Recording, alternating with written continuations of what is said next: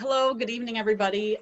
Thanks for joining us for what I hope will be an informative discussion about issues related to the November 3rd presidential election, what's true, what's not, and how to make sense of it all.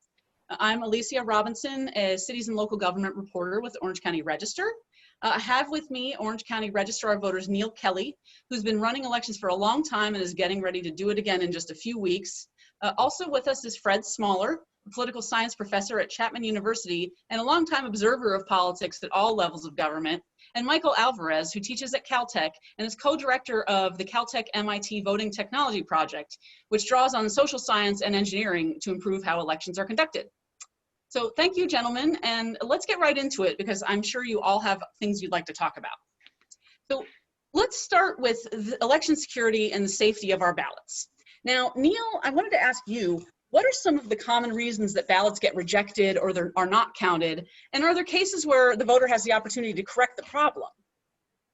Yeah, thank you, Lisa, for having me. I appreciate being here. And so the top two reasons in Orange County the ballots are rejected out of the gate is people forget to sign the envelope, which is number one. And then number two, the signature does not match for some reason. But, you know, California law changed a few years ago to protect the voters in that case, which is a good thing because if, for instance, my office reviews the signatures and we don't see a match and the signature goes through 3 levels of review, it's not just that we reject it outright. There's a very deep dive on that signature to try and make a comparison. But if we just don't see it, then we send out a letter to the voter and the voter has an opportunity to cure that issue, whether it's they forgot to sign it or whether the signature doesn't match. And they'll have that opportunity to cure that all the way up until around the end of November. So they'll have quite a bit of time to do that. And then, Mike, you've looked at a lot of voting systems. What are some of the security features that they might use, and how susceptible would you say that they are to problems, either internally because of poor design or breakdown, or externally due to fraud or hacking? Thanks. That's a great question. And you know, to be absolutely honest, any voting system, all voting systems that have ever been invented have problems. You know, they have security problems. Those have been demonstrated, oftentimes though in laboratory settings.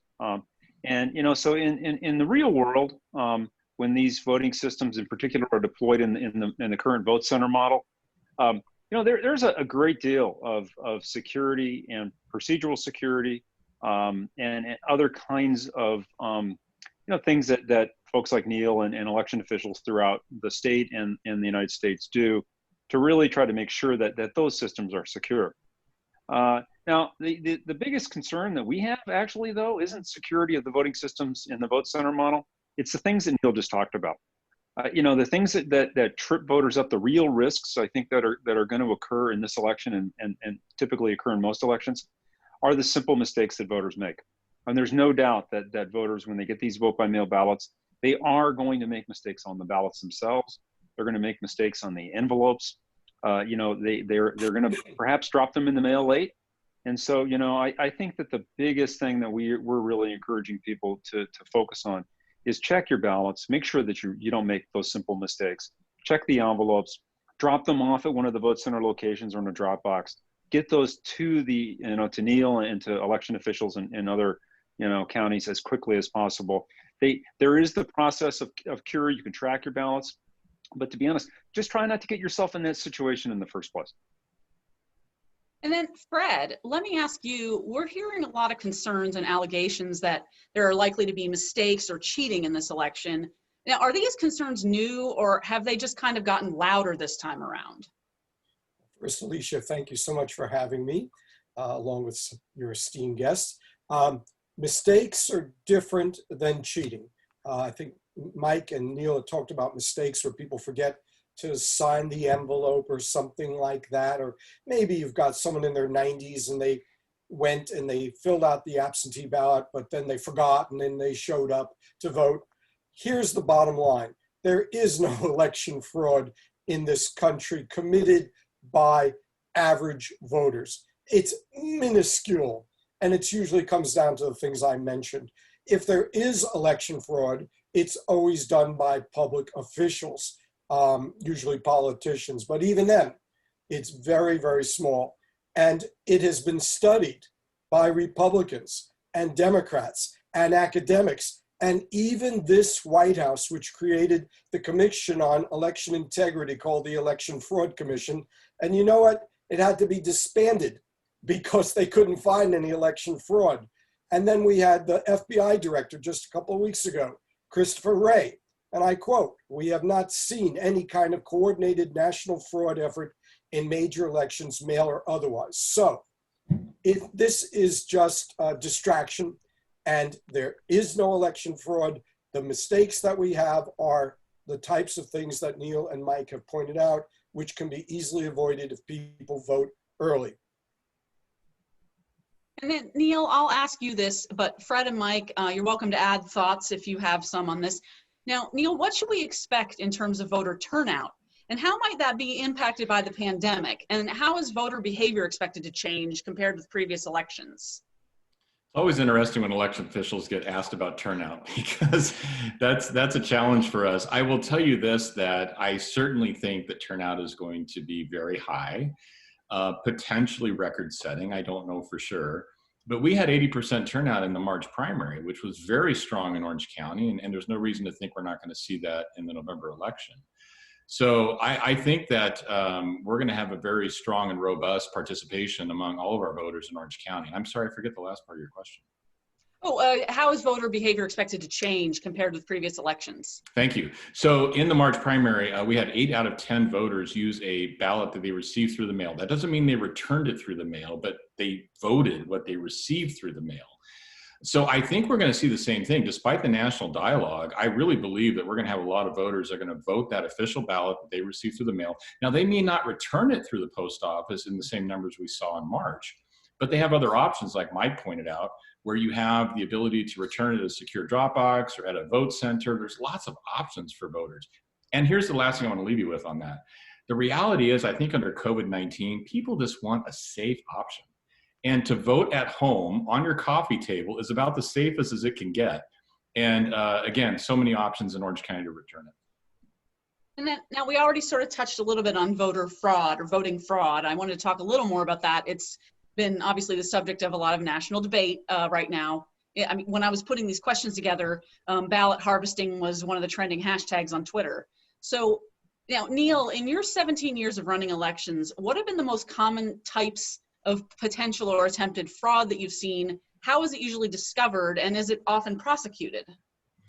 So in my tenure in Orange County, we have had instances of fraud, but as Fred pointed out, it's not at the in-person or voter level. It's mainly in registration fraud or residency fraud in terms of candidates. And there have been several prosecutions here in Orange County, both at the federal and the state level and local level, related to those issues. So I would say probably about a dozen cases that I know of prosecutions over the last 17 years. And, you know, there are individuals in state and federal prison right now for committing those types of frauds in Orange County. But again, by and large, when you talk about in-person fraud, you talk about mail balloting fraud, we just don't see the evidence. And it's not that, I mean, I'll be the first to scream about it. So the bottom line is we're looking for that, and we're looking for data anomalies, but we just don't see it. And then, Mike, now in a contest like the presidential race, with such a huge number of ballots being cast, how widespread would fraud have to be to actually change the outcome? And have we ever seen any kind of either attempted or successful fraud on a really large scale in US elections in the past? So that's actually a great question that I posed to our incoming freshman class at Caltech last week, which was to point out to them that as an interesting, game theory exercise, think about the necessary coordination that you'd have to have, even in Orange County, to try to perpetrate some sort of fraud scheme that might change a close election, say in Orange County. When you think about trying to do that at the scale of a presidential election, where you'd have to, flip votes or, stuff ballot boxes or somehow hack voting machines or do something in a battleground state, Wisconsin, Michigan, Pennsylvania, someplace like that. The need for for a widespread coordinated effort to perpetrate that kind of conspiracy is so vast that it's going to get caught. And as Neal said, I mean, there's all sorts of safeguards in place. There's people like Neal who are looking for those kind of anomalies, and there are people like me who are looking for them too, because Neal would be the first one to scream, and I would be right behind him. you know, we would be going, you know, to the election officials themselves and to people like you to, you know, to make it clear that there was something going on that we were concerned about. So, you know, it's extremely difficult. The conspiracy necessary to do it is really vast, and there are lots of safeguards in place to try to detect it. Now, in the recent past, you know, as far as we know, in presidential elections and in the last few election cycles, at least since I've been a political scientist studying this since, you know, 2000, there just really hasn't been any discernible evidence of any widespread election fraud. Now, of course, when you go back to elections in the past, like the 1960 presidential election, or you know, elections in Texas for, you know, U.S. Senate back in that period of time, or go further back in history, there certainly are allegations that have been made. But you know, the evidence from you know, the history is so difficult to you know, research at this point that we don't really have anything other than, you know, say smoking gun evidence that people may have tried. I'll give Go ahead. one exception to that, of course, and I'm sure Neal and Mike know this, is 2000 in the state of Florida, where we know that the Secretary of State, Catherine Harris, and others worked to purge voters from the ballot, from the registration. And that was widespread effort to undermine the support of Democrats by making sure that people who had they thought or chose to think that were in any way felons were purged by the election officials. And that was done by the people at the top, and that was widespread. Now, then there are a lot of other just screw ups in Florida, but 2000 was definitely an election in the state of Florida that was problematic. And then, no, Fred, I wanted to ask you also, let's talk about disinformation. What kinds of disinformation have we been seeing, and how effective do you think it's been with voters? Obviously, in this election, it seems to me and to others that President Trump knows he can't win the popular vote. And so instead of running against Joe Biden per se, he is running against the election process. And so he has made a number of accusations that simply are not true about the integrity of our election system. So the biggest source of disinformation is the President of the United States. And then, of course, this is a president who has his own news network, Fox News. And what he says is amplified through that echo chamber in Fox News.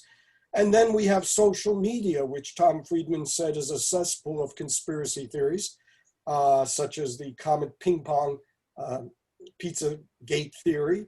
But those three have produced a number of, have produced doubt among some Americans in the integrity of the process. Now, is it everybody? Is it a big chunk? No, but it's enough.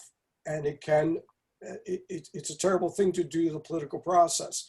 But the biggest source of disinformation is the President of the United States and Fox News. And how would you suggest people identify misinformation and disinformation, and how can they kind of counter it? I mean, you teach students. How do you kind of explain to students to how to figure out whether or not they should accept something, or when to kind of look for more information? Well, in this issue, I just assert repeatedly and often that there is no election fraud, and I point out the motivation of the president in order to undermine the integrity of the election. So I point that out repeatedly, and then I point him to the Election Fraud Commission and the Loyola study and other academic, non-biased studies that say this isn't a problem. The reality is this: it's hard enough to get the American people to vote once. We have the lowest election turnout for president of any industrialized nation in the world. Getting them to vote twice is ridiculous. And the idea that, oh, and this is the implication, these swarms of illegal, undocumented workers are running to the polls to vote. Well, that's ridiculous. If you think about it, if you're an undocumented worker, the last thing you want to do is call attention to yourself and get deported. So there's just nothing here. And the interesting thing is that the studies that have shown that vote by mail in particular does not produce more voter fraud. It is not a problem. It's been done in Oregon and Washington and several other states for decades, or Oregon for more than 20 years. But the biggest thing that it does do consistently is improve turnout. And I guess if you are a friend of democracy, you would like to see turnout increase. And I think the more people who participate in the process, the more likely they are to believe that it is a genuinely good and honest process. And then, Neal, before we move on to the next topic, I wanted to ask about election observers. Who are they and what are they allowed to do? And are you expecting to see more of them either at the polls or during the counting process this time? Well, I'm a big fan of election observers because I think it is a good thing for transparency in the process. In my opinion, there should be nothing more transparent in local government than elections. And so to have these individuals participate, I welcome it. Now, I will tell you that with COVID-19, there's going to be some restrictions in terms of how many people I can allow in my building to view that process. But in anticipation of that, we have set up a very robust remote viewing opportunity for people to view the process online. And that's going to open up next week on October the 7th. So I'm looking forward to that. Who are they? They're a wide group of people. I mean, they're everything from campaigns to attorneys to, I've had people come in with their kids to show them the process, which is fantastic. I will tell you this, that in 2018, I had at one point 220 people in my building observing the process among those congressional contests. And, you know, having done this for 17 years, I don't want to say I enjoy it, but I welcome it because it's an important part of the process. And then, Can I jump in on that real quick? Just Yeah. because I want to emphasize that there's different kinds of transparency, and I think Neal deserves a lot of credit for the levels of transparency that he provides in Orange County. I mean, we're talking about in-person election observation here, and I and my students have participated in that in Orange County, both by going down to Neal's offices, but also by going out to vote centers and polling places. You know, that degree of transparency is really important. But Neal, and also I think with the technology, I think it's amazing what Neal does to provide the technology so that, you know, those of us who may not be able to make it or may not want to make it can watch the process as it unfolds using the technology.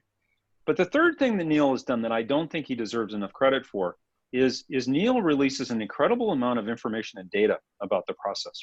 So he's given myself and my students unparalleled access to data that we have just never been able to see from election officials in any other jurisdiction. And in fact, we have a book that's going to be out any day now, published by Cambridge University Press, that talks about the work that we've been doing with Neal, using all of this data to really try to better understand the underlying integrity of the elections process in Orange County. And when that book comes out, actually the PDF of it's going to be available free access for at least 2 weeks. So, you know, those levels of transparency are very unusual in the United States for election administrators. and then I think a question on a lot of people's minds is, when are we going to know the election results? So I guess, Fred, can you talk about maybe, you specifically mentioned the 2000 election. What are some of the reasons in past elections that it took time to determine the outcome? And what are the factors that might delay results this time? Well, one of the problems, pardon me, is the media. That is that the major networks love to telegraph the election results and call the election. The fact is that it takes a little time to count up those votes and to certify the election. And one of the problems that we have is that more Democrats vote by mail than Republicans. And so we saw, say in 2018, what's called the blue shift. If you just stop counting on election day, then you also have to count all those votes that are cast by mail. And in several states, they've passed laws and regulations that say you can't start counting those. Now, you'd imagine in a practical world, as the ballots start to come in, you'd feed them through the machine, and then then you don't have as many to count. You just have election day ballots, and they come in, say, over in Orange County's case, say over a 30-day period. And so as several thousand come in, you feed them through the machine, and then then you handle election day. But if you are not allowed to even take them out of the envelope and flatten them out, well, then you've got so many, and you're going to, on the one hand, say, gee, it's taking too long, it must be fraudulent, but we're not going to let it, we're not going to permit people to count those votes as they come in.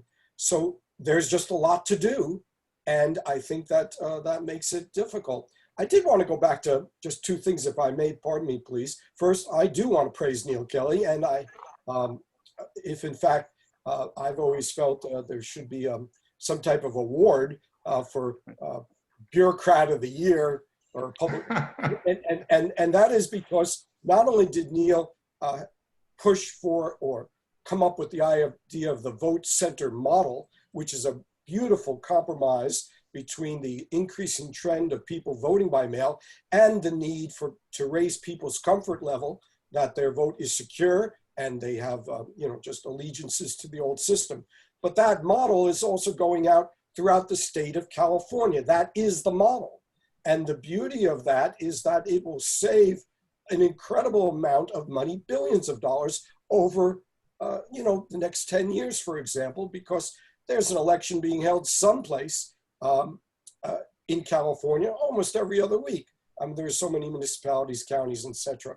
So he will never get that attention, but boy, I certainly hope that he does. And then the other point I wanted to make was about election observers who have and should have access, but also those who try to intimidate the process. That was the case in 1988 in the Kurt Pringle race, where the Republican Party of Orange County hired what are called poll workers, and the express intent was to intimidate voters, and that was determined by the Federal Elections Commission, and they were forced to pay, I think, the second largest or maybe the largest fine ever, and that money was in turn used to register people to vote. So the idea of going down and trying to intimidate or harass people, that is not the type of observation that we want. And that was also the case in 2000 when people were going down to those local boards of elections, screaming and yelling and banging their fists because they wanted the counting to stop.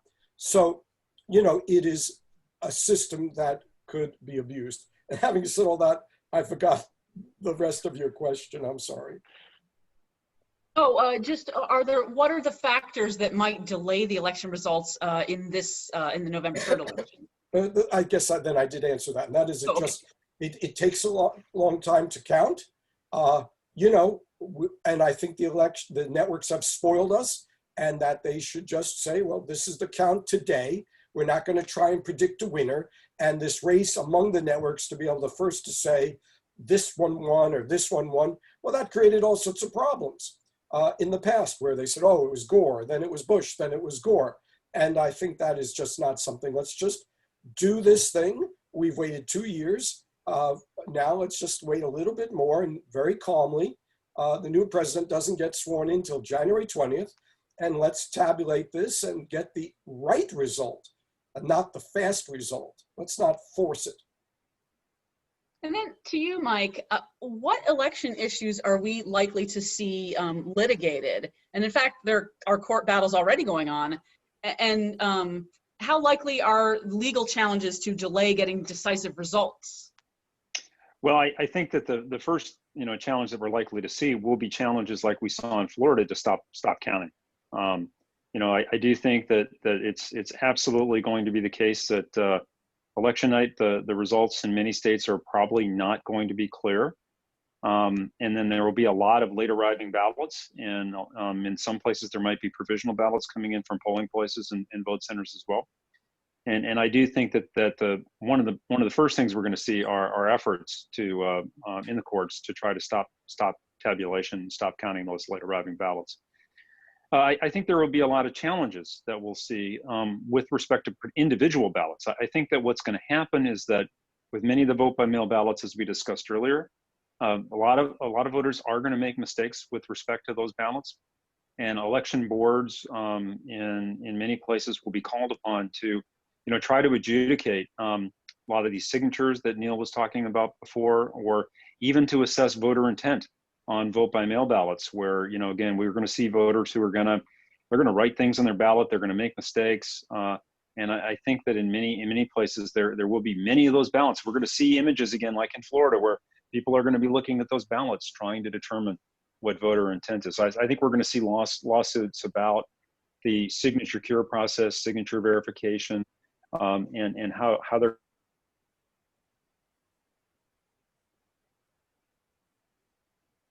Oh, it looks like, Could I jump in, Alicia? While we're yeah, waiting go for- ahead. Sorry, my computer while we're froze. waiting for Go Mike ahead. again, I agree completely with Mike. I think 2000 is the prelude to 2020, but this is the reason behind it. I don't believe Donald Trump believes that he can win at the ballot box. That in part explains his behavior last night, trying to figure out a way to upend where this election is going.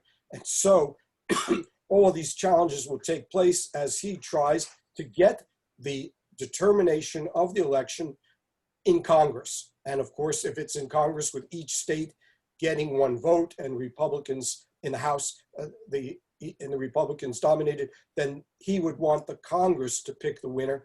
And if not, he would want the Supreme Court, as they did in 2000, to be very involved in picking the winner, which in part is the reason why he's pushing for this confirmation of the next Supreme Court justice to replace Ginsburg. But I think it's going to be a hot mess. And I think that's why both sides are lawyering up. And it worries me terribly. And then Neal, in Orange County, what do you think is most likely to potentially slow down the tallying of the votes? And how are you planning for that? You know, after we had the March primary, and I would say within a few days of that, when COVID really exploded. I mean, I know we were talking about it in January, but I think it was after the presidential primary that it really took off. I sat back in my chair and I thought, boy, what's the worst case scenario for us? And that is in the fall, we have an all mail ballot election. And even though we had just stood up this infrastructure that was in place for vote centers with new technology and new automation, I realized that we needed to double our capacity. And so I immediately ordered additional equipment, a little over $1 million worth, and we have doubled our scanning and our throughput capacity for this election.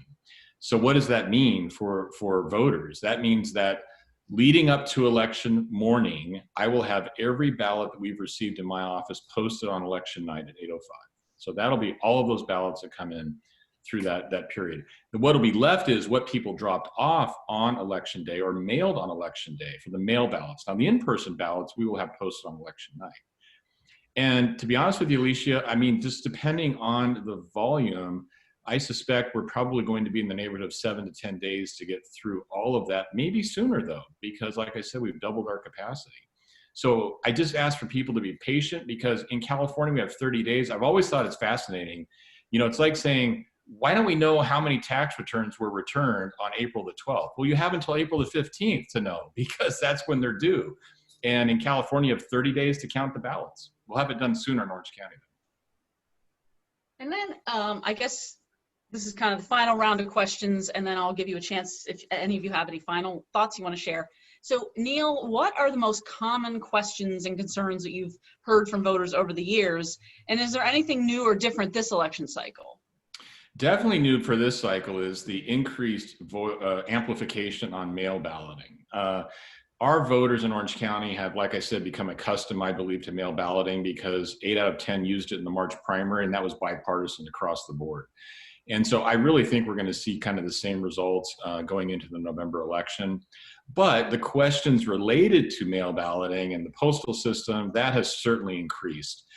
I will never stop hearing about the potential for non-citizens voting. But if you look at our call volume and the number of questions that are coming in on that, it's less than 2% right now. So if you put that in perspective, that's pretty low. And then finally, I would say probably the number one issue we're hearing is what are my options under COVID-19? How do I cast my ballot? What do I need to do under COVID-19? And Alicia, if I could just put a quick plug in, on our website at ocvote.com/COVID, we have laid out all of our plans for in-person voting under COVID as well as mail balloting under COVID. And then Mike, now you and your colleagues, I believe, are actually going to be studying this election as part of your ongoing research.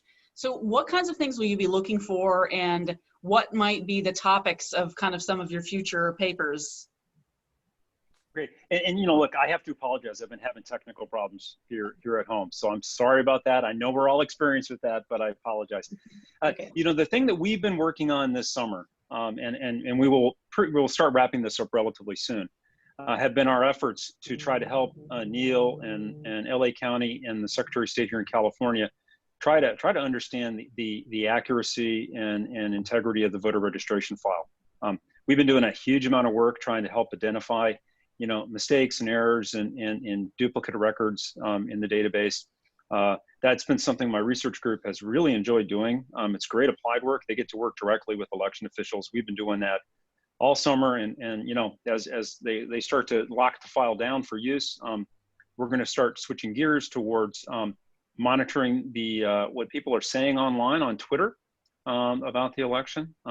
We're going to be doing a very large-scale post-election voter experiences survey. We did this in 2018 in Orange County, and we will do it again in OC and in Southern California and throughout the state. We'll also be pulling data off Neal's website. You know, we scraped a lot of data in 2018. We studied the blue shift and produced a paper on that.